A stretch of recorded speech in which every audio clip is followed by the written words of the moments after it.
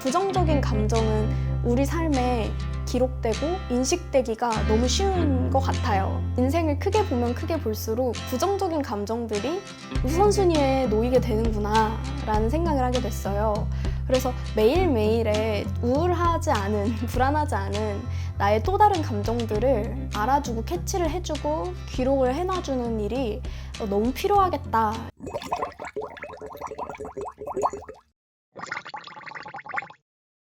안녕하세요, 여러분. 책 먹는 버섯이입니다.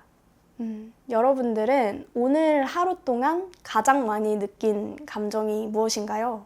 그리고 1년 전체를 통틀어서 혹은 내 인생 전체를 통틀어서 가장 많이 느낀 감정이라고 했을 때 딱 떠오르는 감정이 있으신가요? 저 스스로에게도 이 질문을 던져봤는데 저는 우울감, 그리고 불안감, 그리고 지루함, 이 세 가지 감정을 제일 많이 느끼는 것 같다라는 생각을 하게 됐어요. 실제로 제가 되게 부정적인 생각을 많이 하는 못된 습관이 있는 사람이기 때문에 이런 감정을 많이 느낀다 이렇게 얘기를 하는 걸 수도 있는데 그것보다도 저는 감정이라고 하는 것에 아주 특이한 특성 때문에 이런 현상이 나타나는 것 같다라는 생각도 들어요. 부정적인 감정은 우리 삶에 기록되고 인식되기가 너무 쉬운 것 같아요. 왜냐하면 부정적인 감정은 실제로 내 인생에 주는 타격이 너무 큰 거죠. 이 부정적인 감정 하나 때문에 내 하루를 망쳐버리기도 하고 내 시험을 망쳐버리기도 하고 관계를 망쳐버리기도 하고요. 여러 가지 다양한 영향력을 제 삶에 끼치는 거예요. 그리고 또 재밌었던 거는요. 제가 매달 제 감정의 키워드를 꼽는 활동을 한 몇 달 동안 저 스스로 혼자서 해보고 있는데 최근 제 몇 개월 정도의 핵심 감정 단어들을 보면은 3월달 무드 트래커에는 노심초사, 우울, 절박감 이 세 가지 단어를 꼽았고요. 4월에는 희비, 허망, 상실감, 5월에는 우쭐하다, 자기혐오, 억울하다.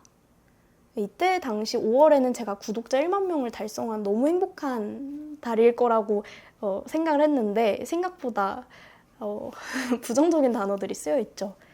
6월의 기분은 따분하다, 착잡하다, 불만족하다 입니다. 제가 핵심적으로 뽑는 단어들이 다 되게 부정적인 단어들인 거예요. 저는 사실 제가 이렇게 핵심 단어를 뽑아 놓은 것에 너무 놀랐거든요. 되게 기분이 다운되어 있는, 하루 종일 다운되어 있는 사람일 것 같잖아요. 근데 이 시기 동안 저는 제 나름대로의 성취도 있었고 제 나름대로의 기쁨과 행복감도 되게 많았거든요. 이걸 보고 느낀 게 확실히 인생을 크게 보면 크게 볼수록 부정적인 감정들이 우선순위에 놓이게 되는구나 라는 생각을 하게 됐어요. 그래서 매일매일에 좀 우울하지 않은, 불안하지 않은 나의 또 다른 감정들을 알아주고 캐치를 해주고 기록을 해놔주는 일이 너무 필요하겠다 이런 생각을 하면서 제가 몇 주간 감정 노트라고 하는 거를 쓰고 있습니다.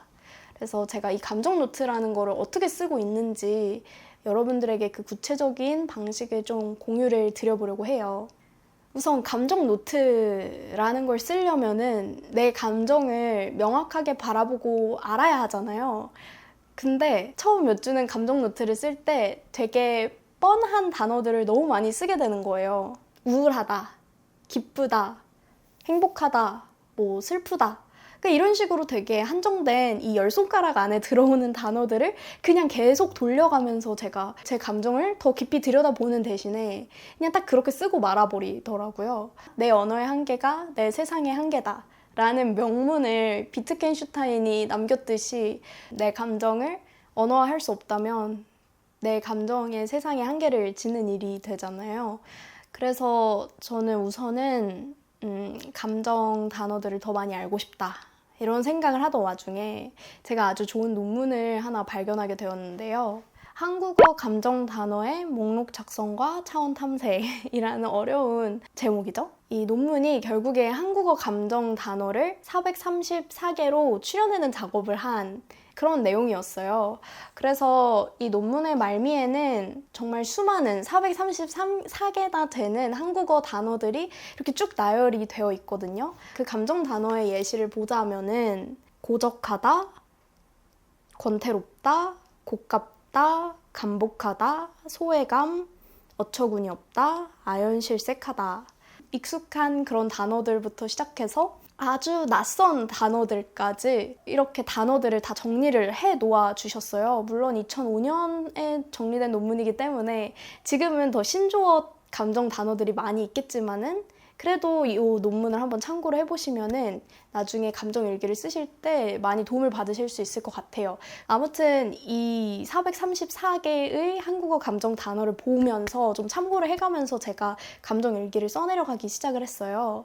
그래서 어떻게 썼냐, 좀 구체적인 방법 3가지를 말씀을 드려보려고 하는데요.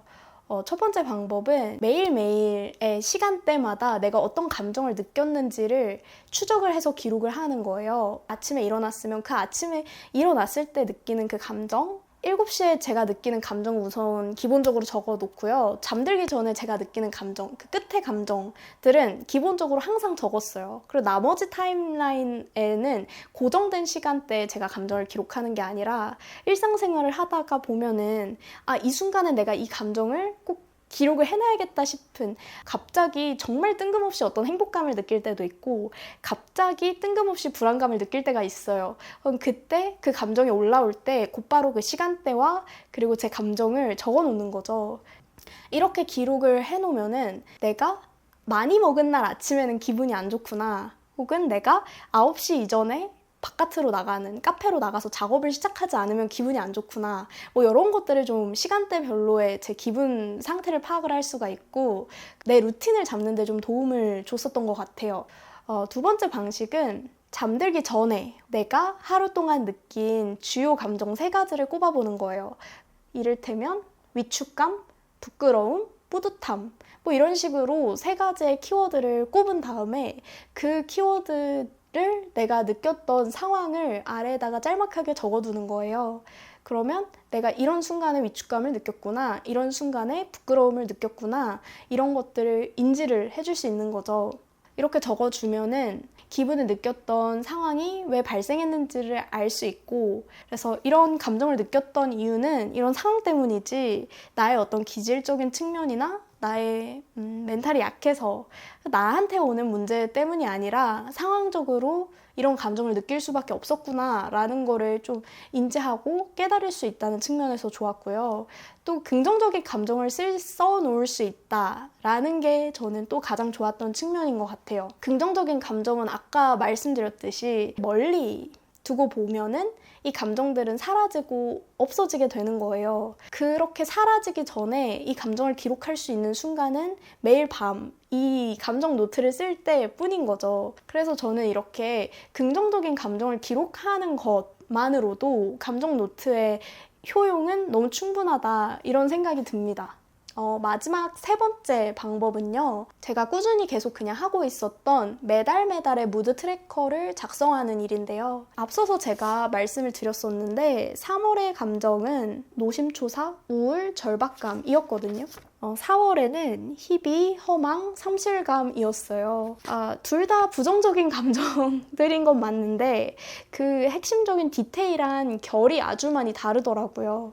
이때는 절박하고 불안했기 때문에 이런 감정들을 느꼈다면은 4월에는 뭔가 어떤 친구 관계에서의 아쉬움? 그런 것 때문에 제가 상실감을 주로 느꼈다 라는 걸 알 수 있는 거죠. 멀리서 보기에는 단순히 이것들은 다 똑같이 부정적인 감정이거든요. 근데 가까이서 보면은 이 매달에 나의 어떤 상황들이 내 감정에 미친 그 영향을 아주 디테일하게 파악을 해줄 수 있다라는 측면이 저는 이렇게 매달매달의 감정 트래커를 쓰는 이유인 것 같아요. 내가 매달매달 어떤 성취를 했다, 내 목표를 어느 정도 이뤘다, 이런 것도 기록하는 게 좋긴 한데 그것보다 중요한 게 매달매달 내가 가장 많이 느낀 감정이 뭔지, 가장 나를 슬프게 했고 가장 나를 고통스럽게 한 경험과 감정은 뭔지를 파악해 놓는 게 또 중요한 것 같아요.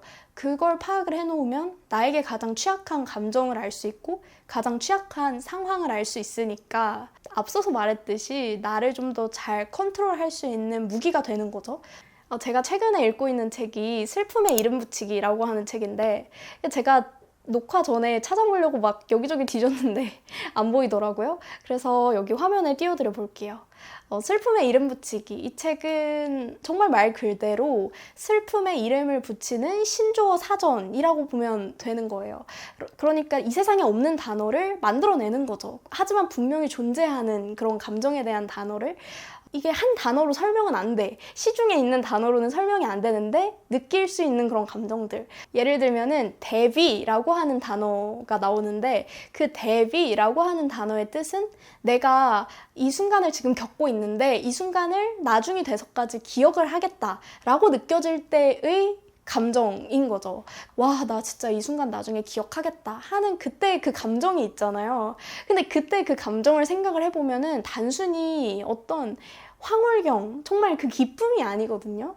뭔가 그 아쉽기도 하고 애틋하기도 하고 소중하기도 한 그러니까 여러 가지 감정들이 복합적으로 뒤섞여 있는 그 감정이잖아요. 이거 단순히 기쁨이라고 할 수 없거든요. 오히려 슬픔 쪽에 가까운 약간 그런 대비 같은 단어들이 되게 다양하게 소개가 되고 있어요. 그래서 이 단어들이 요즘 그냥 외국에서는 정말 그냥 신조어처럼 많이 쓰이는 감정 단어라고 하더라고요. 근데 이 책을 읽다가 생각을 해보니까 우리한테 또 434개의 저 많은 감정 단어들도 우리의 감정을 제대로 설명하기에는 너무 부족하다라는 생각이 또 들기도 했어요. 433개보다는 훨씬 더 다채롭고 까마득하잖아요.